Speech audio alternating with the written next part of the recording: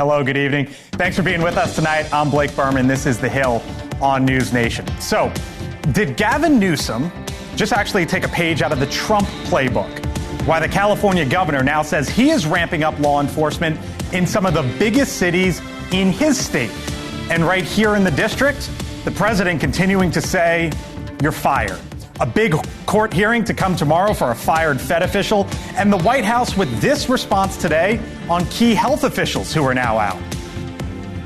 It was President Trump who was overwhelmingly reelected on November 5th. This woman has never received a vote in her life, and the president has the authority to fire those who are not aligned with his mission. Also tonight, here on The Hill, was a CIA agent's identity revealed. Did the director of national intelligence publicly name an undercover CIA agent? What intelligence officials are telling NewsNation tonight. And finally, you could say, finally, college football is back. I'll explain why Congress is about to huddle up, potentially trying to pass a new law with big implications for your alma mater. But first tonight, here from The Hill, the big cities better get ready. That is part of the message from the White House tonight. A naval base in Chicago, potentially a new staging ground for immigration efforts, as the border czar also put several cities on alert. You're going to see a ramp up of operations in New York. You're going to see a ramp up of operations continue in L.A. And, Portland, Seattle. I mean, all these sanctuary cities that refuse to work with ICE. Chicago has a crime problem. That's why President Trump's thinking about it. So what might that effort look like? Ron Vitello, senior advisor to the administration, with me in a moment. But first, to our Kelly Meyer live at the White House once again for us tonight. Hello, Kelly. Hey there, Blake. And that really follows up on what DHS Secretary Kristi Noem told me the other day, that a strike team was going to Chicago, quote, soon. So we're learning more about that, as well as White House Press Secretary Caroline Leavitt. Today, when we were in the briefing, she was talking a lot about the president's crime crackdown right here in Washington, D.C., calling it Trump's D.C., quote, intervention, listing off the latest stats. So since the start of his takeover of D.C. on August 7th, the White House says there have been 1,283 arrests, 9 known gang members arrested, 5 missing children rescued, 135 firearms seized, and 50 homeless encampments cleared. She also mentioned how D.C.'s mayor credited President Trump for surging federal law enforcement and that neighborhoods felt safer here. She also says other states' leaders should take Trump up on his offer. It is a priority of this administration to ensure that American cities are safe again. And we've been seeing the governor of Illinois parading out there saying that there's nothing wrong with Chicago. It's a great place to live. There's no crime there. He doesn't need President Trump's help. Well, I think the residents of Chicago beg to differ, and the statistics beg to differ. And President Trump writing earlier today on True Social that, quote, the people are desperate for me to stop the crime, and, quote, stay tuned. So we know, as you mentioned, a surge of immigration enforcement is coming to cities like Chicago, New York, and L.A., Tom Homan telling NewsNation today. But Trump has yet to say whether or not the National Guard will be headed to the Windy City. Blake. Stay tuned. All right. Our Kelly Meyer live tonight on the North Lawn. Kelly, thank you. So as the administration eyes the Windy City possibly as its next target for a crime crackdown, stepped up immigration operations could be on the way there as well. The border czar, Tom Homan, telling reporters this morning a quote unquote large contingent of immigration officers could be headed to Chicago soon for ICE operations. It's part of a push to increase immigration actions in some of the country's biggest so-called sanctuary cities. So what are we about to see here, potentially in the upcoming days and weeks? With me now, Ron Vitello, Senior Advisor for Customs and Border Protection, with us once again tonight here on The Hill. Ron, thanks for being with us. We heard from Tom Homan about this naval base in Chicago, north of downtown there on the lake, that could be used for immigration detention. What's the vision there? What can you tell us about it? Well, the Department of Defense has been helping CBP at the physical border and helping ICE in the interior as well. So protecting our agents while they worked in Los Angeles, as an example. And so using them or having military space to house detainees like we're doing in El Paso on Fort Bliss. This is consistent with where we're going on the ICE, where ICE is going on their side to scale up the detention and removal operations, including interior arrests. So, but what about this site there in Chicago? How big could this be? What's sort of the bigger vision here?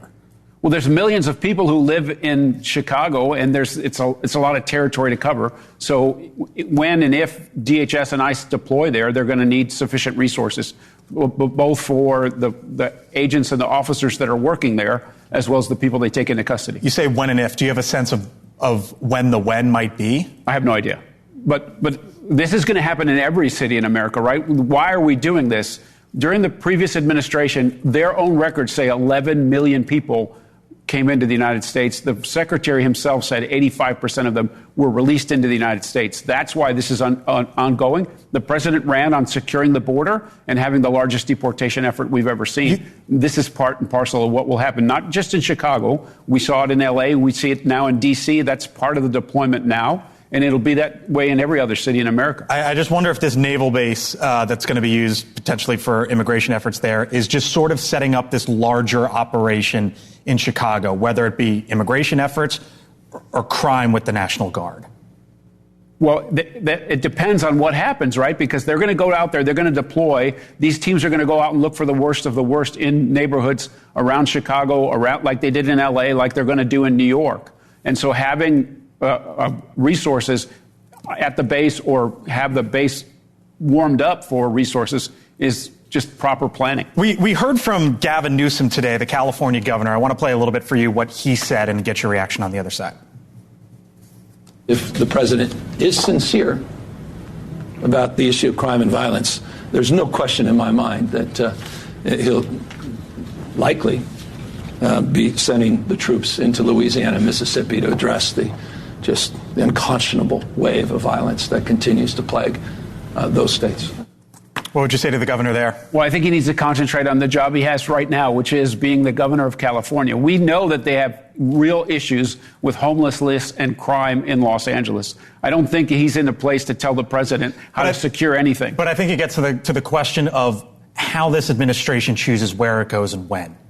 Well, they went to Los Angeles to protect federal assets and federal agents that were performing their legal duties inside of the city.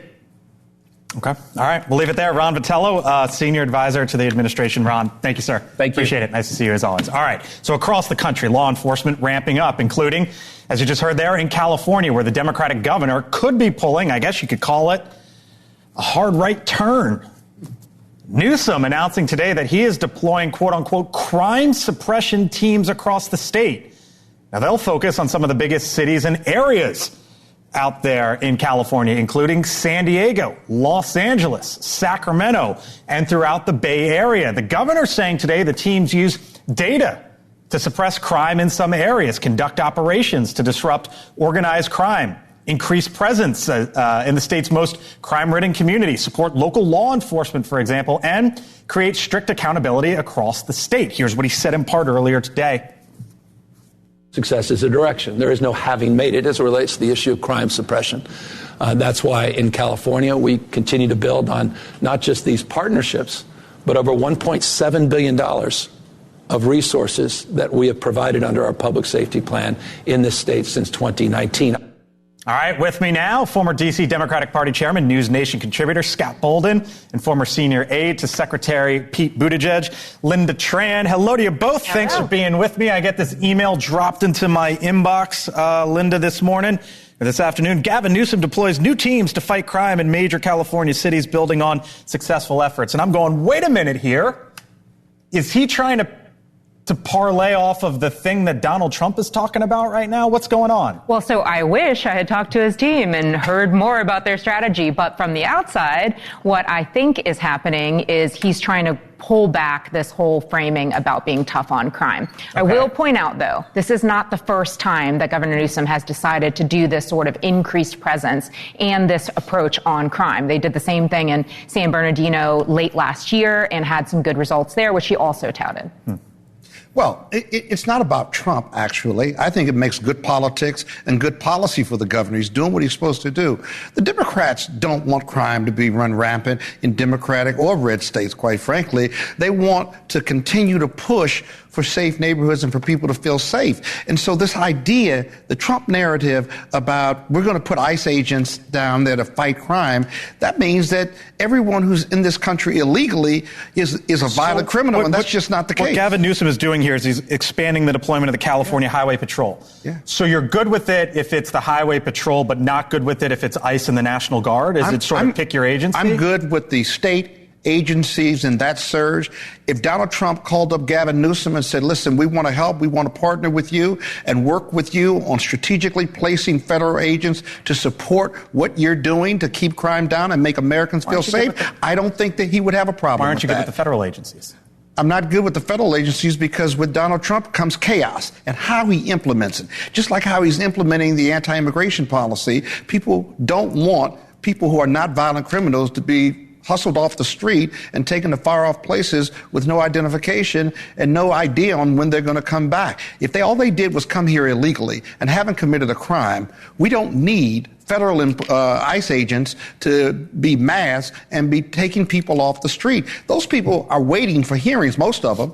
Most of them are waiting for hearings, and they got a right to wait for those hearings. There's also just a difference, too, between deploying the National Guard, which is explicitly legally not supposed to be deployed as a civilian law enforcement entity, and for Gavin Newsom to decide that the actual state law enforcement should be participating, supporting these things. Here's the question, though. It's illegal. I posed this question on this show last night because Muriel Bowser, the mayor here in Washington, expressed views that were positive of what the president was doing. And I said last night, if Muriel Bowser's first, I wonder who's next. And Gavin Newsom kind of like opened that door a little bit, and it makes you wonder if more Democrats are going to move in this direction. Well, he opened the door in that he obviously thinks that crime should be addressed, and it's a good thing when crime goes down. But what Muriel Bowser also said is that the broader impact of having ICE agents descend on D.C., the National Guardsmen armed in D.C. with their armored vehicles, is actually not good for the community. And they're not in these high crime areas where they're being deployed in D.C. And remember,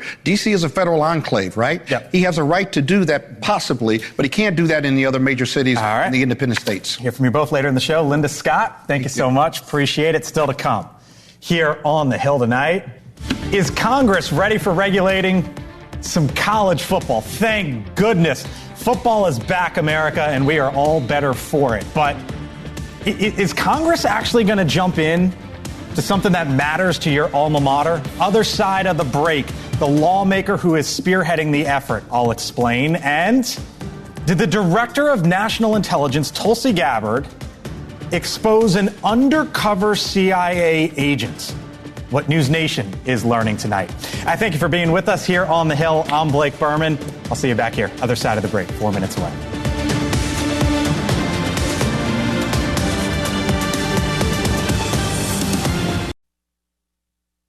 All right, welcome back here to the Hill on NewsNation. I'm ready for some football. A lot of you are probably ready for some football. What about Congress? Colleges and universities, as you might know, kicking off the college football season. Week 1 starts tonight. But as lawmakers gear up for their return here to the nation's capital next week, some members are looking to play ball on new college sports legislation. It's called the SCORE Act, and it looks to roll back some restrictions on name, image, and likeness contracts for students, preventing students from losing scholarships due to injury, mandating schools pay for health care coverage for ex-athletes to up to 3 years after they graduate, and prevent student fees from supporting athletics. Now, the infusion of money into college sports and allowing athletes to be paid has thrown colleges completely off sides. They're trying to figure all this out. Some say amateurism, as we know it, is now dead. But some lawmakers are voicing opposition to the bill. For example, in a statement earlier this week, the Washington Democratic Senator Maria Cantwell laid out her concerns, raising questions about what support for legislation could look like in the Senate. And it all comes after the president weighed in just a few weeks ago on the need for regulation in college sports. Women's sports are being totally decimated. We know that, Annika, with this. It's all going into football, and some to basketball, and everything else is being left behind. All right, so if you follow college sports, you know the term name, image, and likeness. Congressman Gus Bilirakis is the one leading the effort in the House on the SCORE Act with us tonight here on the Hill. Congressman, thanks for being with us. Appreciate it. So I laid out. Yes, thank you. I laid out some of the backdrop, but the reality is that the Supreme Court, basically took a sledgehammer to the idea that these college students can't be paid, right? And then now money's pouring in from all over. The NCAA is weakened, and they've come to Congress and basically said, help us out here. What's next as you understand it? Well, first of all, I want to protect the student athlete. That's the number one thing. We do need guardrails, Blake. There's no question. And because of the court decisions, we will have revenue sharing.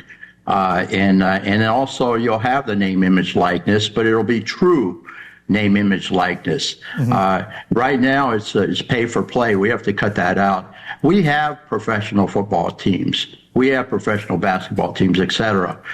We need to preserve college athletics the way we knew it was. Now, these athletes need a little money, and we're going to do that, but it's going to be reasonable. We want to protect the athlete, the safety concerns. Education should be a priority as well. So we're going to put guardrails. And that's what the SCORE Act does. Now, we've gotten a lot of input the last few months, and I think it's a darn good bill. I know that Senator Cantwell has issued a letter to the NCAA and the schools. She needs to come to me, and let's work this out and get it done in a bipartisan fashion. This should not be a partisan bill. They are student athletes. They are also adults. Right. And it brings up the question. I mean, I've got several of them. But if they are adults, we don't regulate the nursing students or the, math majors. Why does Congress need to step in here? Well, first of all, we need preemption because every state has its own laws, and that's not fair. And they pass these particular laws, the legislatures do, to favor their particular universities. So that's not fair. And we need some limited liability protection. Anytime, and I'm not taking the NCAA side, believe me, but anytime they make a move, there's a lawsuit. So this particular bill gives limited, I want to put the emphasis on limited liability protection. But if they do not comply with the statute, the universities, what have you, then there won't be any, they'll be subject to lawsuits. So, well thought out. We have to protect the Olympic sports. That's so very important. I put that in the bill to make sure that each university buys in to this, revenue sharing, we want to make sure that the Olympic sports are protected. So they have to keep at least 16 sports. Have you heard from just college? Yeah, have you heard from Mike Johnson? Is he going to bring this forward? Do you think you have support from 60 in the Senate? Well, I'm working on it. I'm making phone calls to Democrats. They're listening to me, and I've given them an opportunity to give me input, and we've improved the bill. That's how you get it done. But Mike Johnson, is supportive of the bill.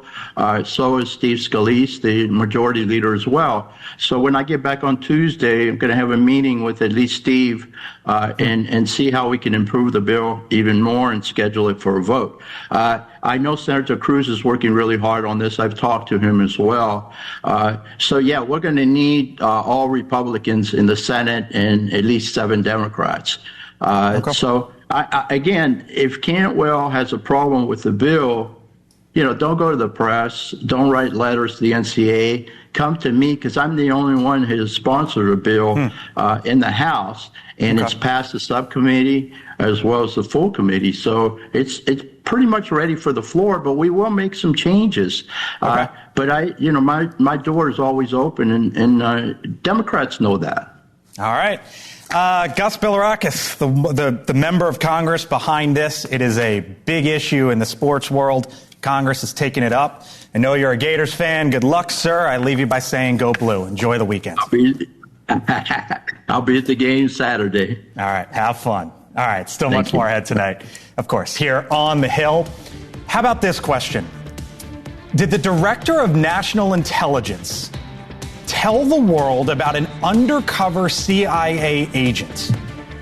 What NewsNation is being told tonight about that very question when The Hill returns.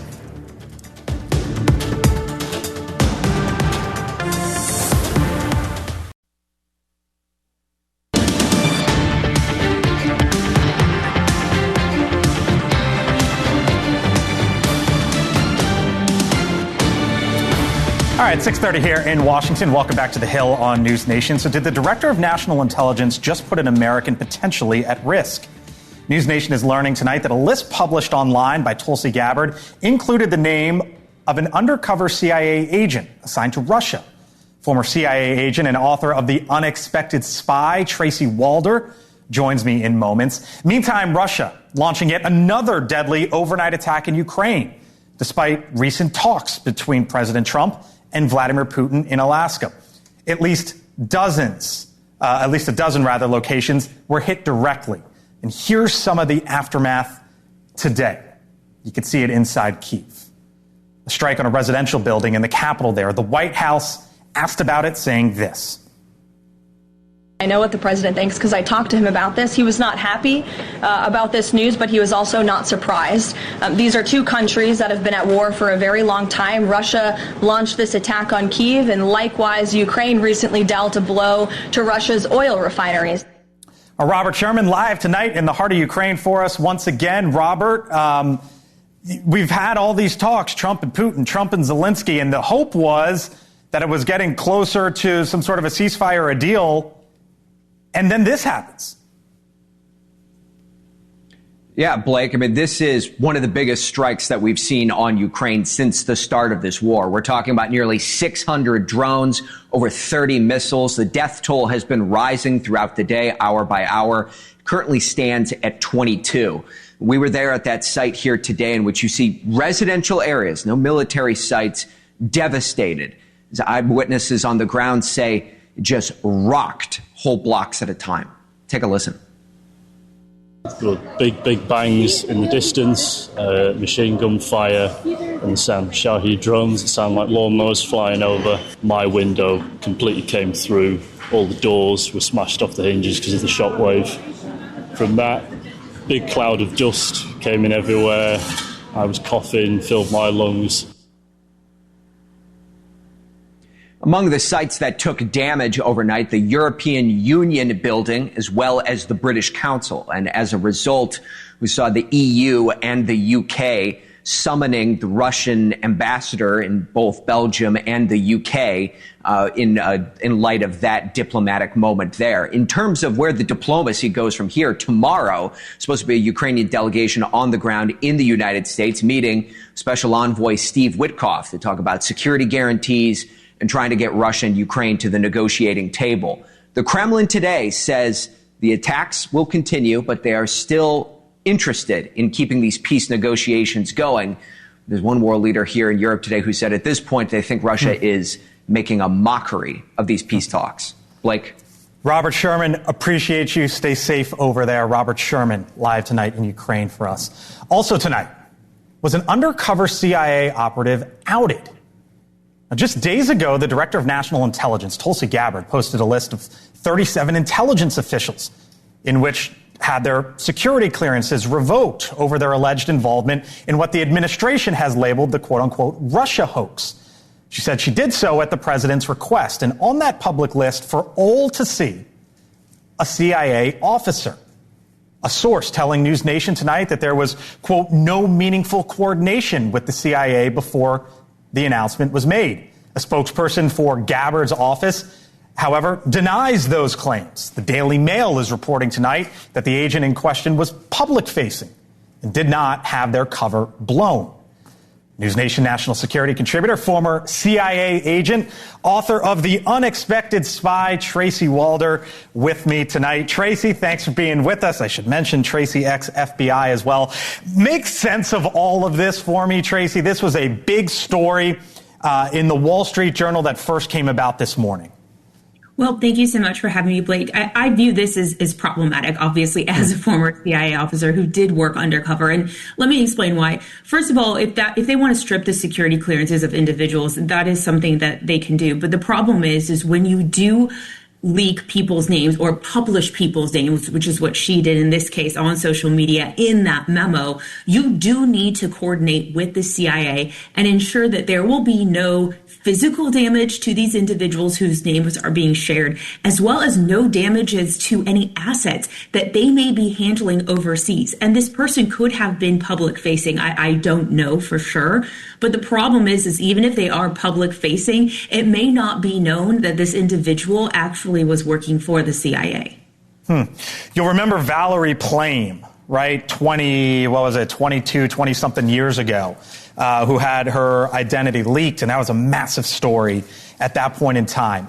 In your view, is this in the ballpark of that or different? I think the answer is it depends. I actually worked in the same office as Valerie Plame when it was all going on, to be completely honest. So it was obviously an interesting time to be there. In my opinion, the leak of Plame's name was purposeful. It felt revengeful. I don't know in this case. I do know that there has been a lot of movement within the agency, people being hired, people being fired, particularly individuals in the Russia branch or in the Eastern European division. That is suspect to me. And so I have to wonder, this person's name was released in that list. And this person, from what I understand, spent 20 years working in this Russia division. And so it all seems to be connected to that. And that's concerning.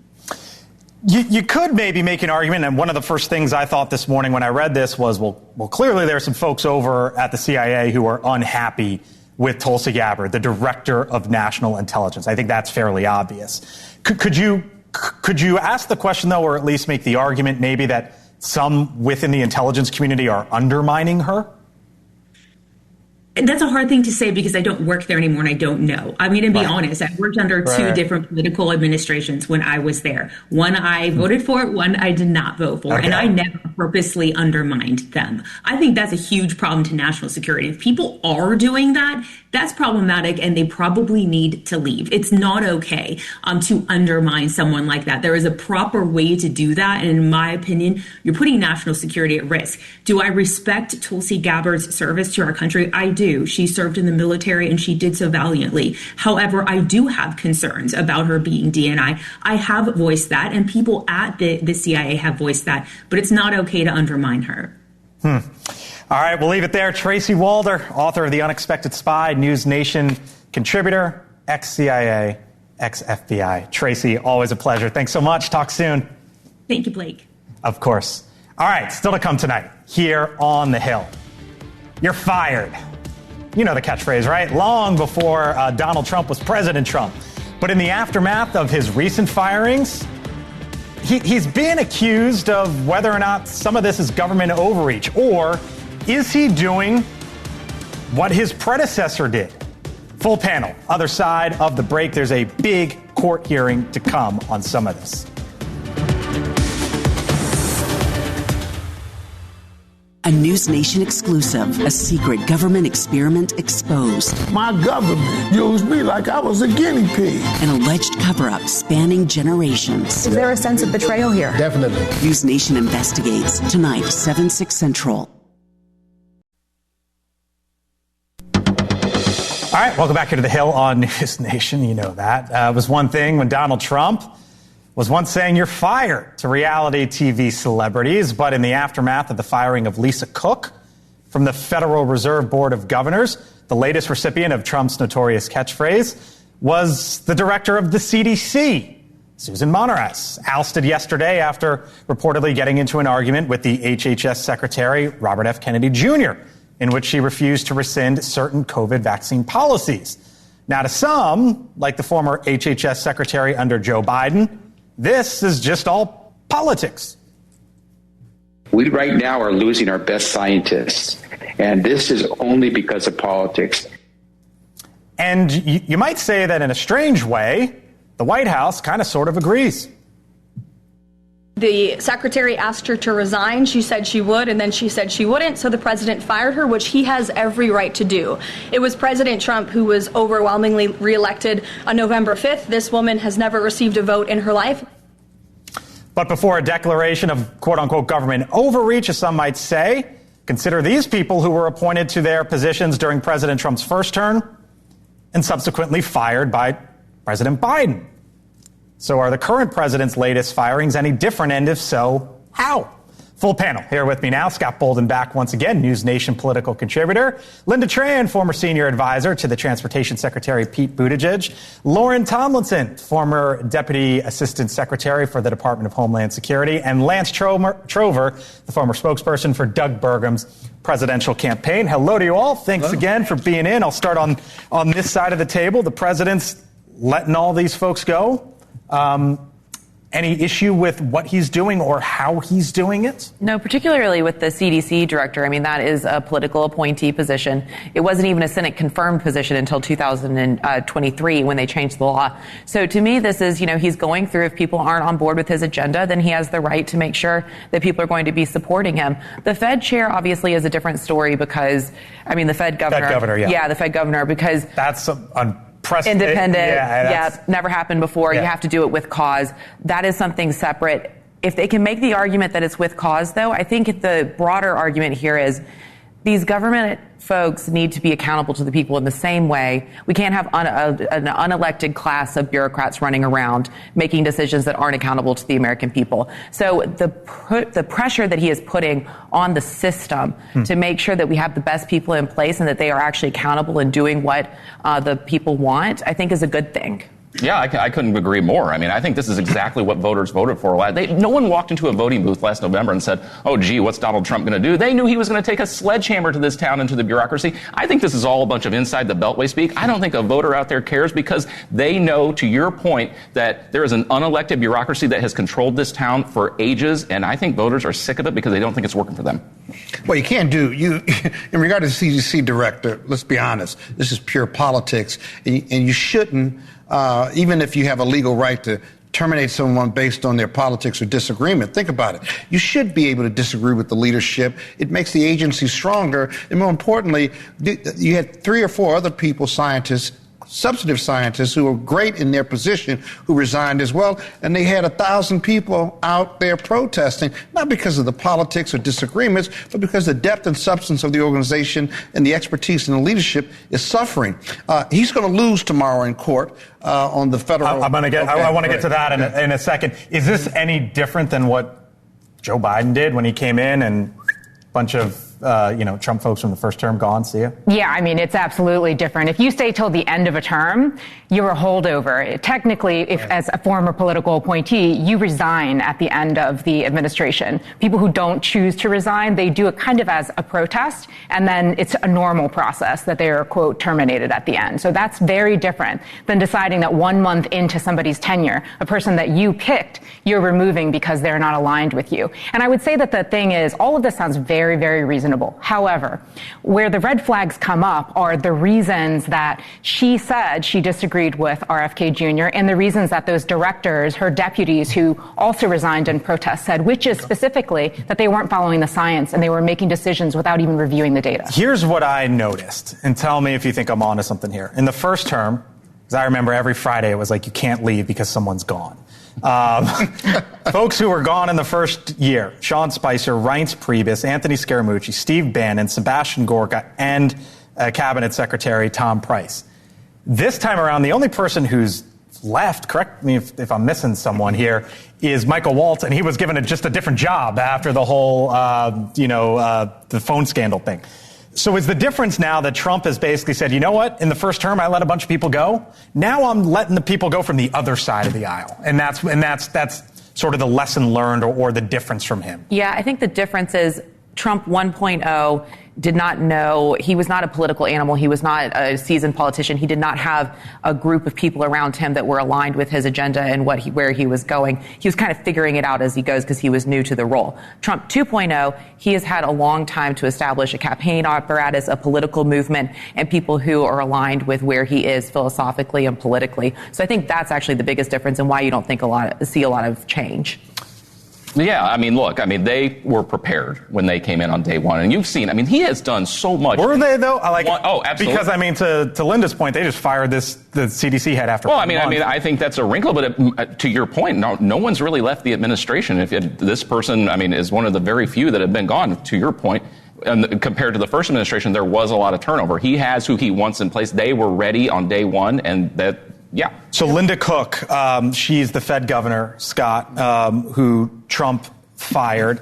She is going before a court tomorrow. Here's what the president said, and then I want to jump into that.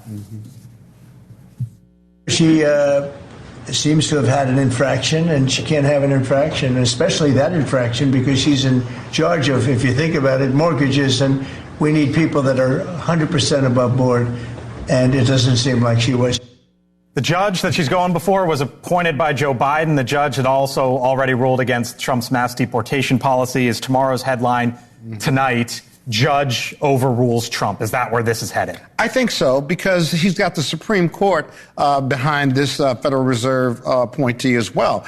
She's independent, and when the Supreme Court, in one of their prior decisions recently, in the last couple of months, gave him the power to terminate executives at independent agencies, they specifically, in their opinion, carved out the Federal Reserve as being different. And so he doesn't have the power to fire the chairman. The chairman. And he doesn't have the power to fire someone who's on the board as well. For cause they can. Okay, for cause. So there's an allegation that she made an error or had some criminal intent, unproven at this point, and he's going to fire her over an allegation. That's pretty rich coming from Donald Trump. Yeah, so are you good with accuse first, fire, and then figure it out?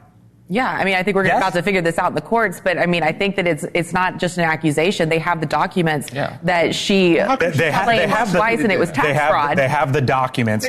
What you don't have yet is the argument from both sides, from the defense, really, from her. Yeah, absolutely. And I think that is probably the part that is going to be tested in the courts, is like exactly when you can fire someone. But the fact that there is cause, if this is proven to be true, I mean, so then we're talking about like the order of it, or I mean, it seems like she did it. The paperwork's there. No, it doesn't seem like she's done it. I've defended lots of these cases. The fact that you fill out inconsistent information on a bank loan form, the language on some of these bank loan forms said that you filled it out to the best of your knowledge. And in and of itself, even if she was wrong or mistaken, doesn't make that criminal conduct or criminal intent. How can you forget you had another house that you were living in? People do it all the time. 90% of the people who fill out these forms, I guarantee you, they're inactive. Are we going to roll back? She did it like 3 weeks later. Like 3 weeks after she bought the first house. I mean, what she doing? And by the way, she's got every right to defend herself. And why should she get fired over an allegation? You can't get around that. People get fired over allegations all the time. And they get sued. The employers get sued, too. If we go through the tape, am I finding you saying the same thing about Trump?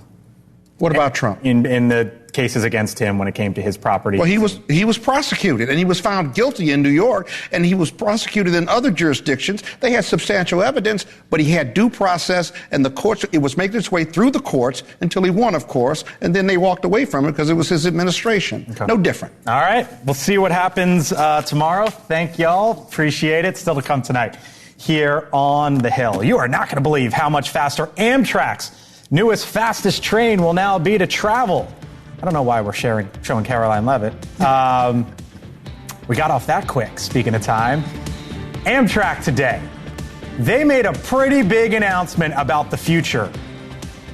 And I'm going to show you what the future looks like, and you might have your head scratching after I show you what they unveiled today. That's my take, plus what's trending on the other side of the break. Stay with us.